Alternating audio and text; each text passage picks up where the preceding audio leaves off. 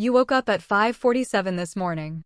You packed lunches, answered 2 emails before breakfast, drove to work, sat through 3 meetings, smiled through all of them, picked up the kids, stopped at the store because you forgot wipes again, made dinner, supervised homework, did 1 load of laundry, and finally sat down at 10:23 p.m. And somewhere between that couch and that phone screen, you spent $47 on DoorDash. Not because you're bad with money, because you were exhausted. That right there? That's the burnout tax. And working moms across America are paying it every single week without ever seeing a bill for it. Today, we're going to talk about what it actually costs you, why your brain is literally wired to spend this way when you're exhausted, and most importantly, a simple system to stop paying it. I'm the voice behind Moms Invests, and let's get into it. First, let's define the burnout tax, because you've probably never heard it called that before. The burnout tax is not a line item in your budget. It doesn't show up in any spreadsheet. But it is real money, real dollars, that you spend specifically because you are overwhelmed, depleted, and running on empty. It's the premium you pay to survive your own life. Here are some of the most common ways working moms pay it. See if any of these sound familiar. Number 1. The convenience spend. DoorDash, Grubhub, Uber Eats. The rotisserie chicken from the fancy grocery store that costs $11 when the whole chicken at Walmart is $4. You're not lazy. You're just out of time and energy, so you buy your way out of the problem. Number 2. The forget tax. You forgot to meal prep Sunday, so you're buying lunch every day this week. You forgot to move money to savings, so it just sat in checking and got spent. You forgot to cancel that app subscription 3 months ago. Forgetfulness when you're overwhelmed isn't a character flaw, it's a brain running at maximum capacity. Number 3. The last-minute premium. The birthday present you ordered overnight shipping for because you forgot it was this Saturday. The school project supplies bought at CVS at 9 p.m. because you didn't see the note until tonight. The outfit you bought full price because the sale ended while you were in a work meeting. Last minute always costs more. Always. Number 4. The emotional spend. The Target run that started as just paper towels and ended at $127. The Amazon cart you fill at 11 p.m. when the kids are finally asleep because it feels like the only decision you made today that was entirely yours.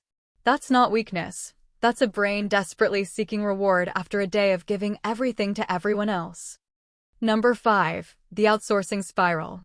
Lawn care, cleaning services, grocery delivery fees, after-school programs that cost more than your first car payment, not because you want to outsource, but because there are literally not enough hours in your day. You pay for time. And that's not wrong. But it adds up faster than most moms realize. Now here's the part that might make your stomach drop just a little.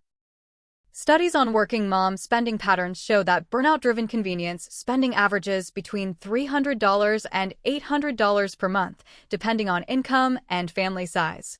Let's use the conservative number. $300 a month.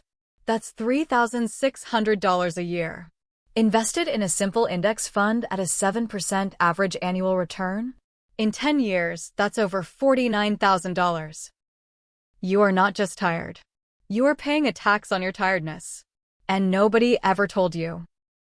Okay, here's the part one love. The psychology moment. Because I need you to understand something really important before we get to the solution. You are not bad with money. You are a human being with a brain that was never designed for the kind of mental load modern working moms carry. Here's what's happening inside your head. Your brain has a resource called cognitive bandwidth. Think of it like your phone battery. Every decision you make, big or small, drains it. Every interruption drains it. Every task you're juggling drains it. By the time you get to 7 p.m., most working moms are running on 4% battery. And when your brain is that depleted, it switches from the logical decision-making center, that's your prefrontal cortex, the planning part, to the survival center, the part that just wants relief, comfort, the path of least resistance. That's not weakness. That's neuroscience.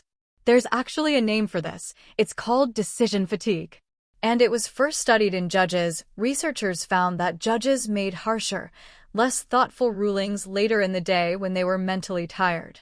They defaulted to the easiest option. Sound familiar? When you're in decision fatigue mode and you're standing in the grocery store hungry and exhausted at 6 p.m., your brain doesn't say, "Let me compare unit prices." It says, "Put the thing in the cart and let's go home." And when you're emotionally depleted, and moms often carry what researchers call the mental load, the invisible work of tracking everyone's schedules, needs, appointments, and feelings, your brain craves dopamine. That little hit of pleasure. Online shopping at 11 p.m. gives you dopamine. Getting the DoorDash notification that your food is 10 minutes away gives you dopamine. Treating yourself to something at Target gives you dopamine. Your brain isn't broken. It's begging for relief in the only ways that feel immediately available. But here's what I want you to hear. Relief doesn't have to cost you $3,600 a year. Let's fix it. I'm going to give you a 5-step system.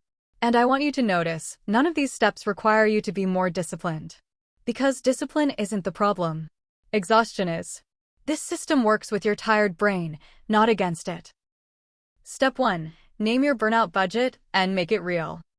First, I want you to stop pretending the burnout tax doesn't exist. It does. It's real. And shaming yourself about it only makes the emotional spending worse. Instead, give it a line in your budget.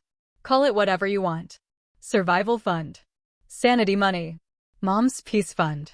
I don't care what you name it. Pick a real number. Maybe it's $150 a month. Maybe it's $200. Look at your last 3 months of bank statements and find the average of your burnout spending, the DoorDash, the last-minute Amazon, the convenience buys. Then officially budget for it. When it's budgeted, it's not guilt. It's a plan. And here's the magic. When you consciously see the number, most moms naturally spend a little less. Because it's no longer invisible. Step 2. The Sunday 30, your burnout prevention investment. Every week, spend 30 minutes on Sunday doing 3 things. 1. Look at the week ahead. What are the high-stress days? Wednesday looks brutal? Plan a slow cooker meal or budget a takeout night in advance. A planned $15 pizza is not a burnout spend. An impulsive $47 DoorDash order at 8 p.m. is.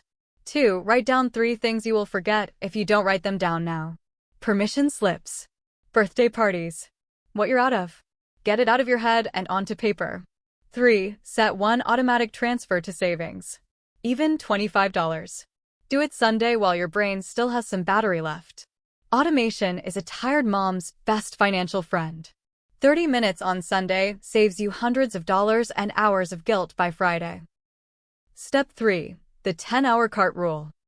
This one is specifically for the emotional late-night online shopping. Here's the rule. You're allowed to add anything you want to your cart. You are not allowed to check out until 10 hours later. That's it. No willpower needed. No self-lecture. Just add it and wait. Why does this work? Because the dopamine hit actually comes from adding the item to the cart, not from buying it. Your brain gets its little reward either way. And 70% of the time, when you come back 10 hours later, you don't want it anymore. The urgency was exhaustion talking, not need. Step 4. The last-minute tax eliminator, the 72-hour scan. Most of the last-minute premium spending happens because of surprises that weren't really surprises. That birthday was on the calendar for 3 weeks. That school event was in the newsletter. You just didn't have brain space to plan ahead. Here's the fix. Every Sunday during your 30-minute session, scan the next 10 days. Not just this week. 10 days. Ask yourself, is there anything coming that I need to act on right now while I still have time and options? Order the gift now with free shipping. Buy the supplies now at normal prices. Prep the outfit now before the morning scramble. The 72-hour scan turns expensive last-minute panic into cheap, calm planning. Step 5. The Burnout-to-Wealth Redirect. This is my favorite step. And it's about progress, not perfection. Each month, look at what you actually spent in your burnout budget versus what you planned. If you spent less than you budgeted, take half of that savings and move it to a goal. An emergency fund. A vacation account. A Roth IRA contribution. Half. Not all of it. Keep the other half as a reward. You're not punishing yourself for being tired. You're slowly redirecting burnout money into wealth money. Even redirecting $50 a month matters. $50 a month, invested for 20 years at 7% average returns, is over $26,000. Your exhaustion today can become your freedom tomorrow if you just redirect a little bit of it.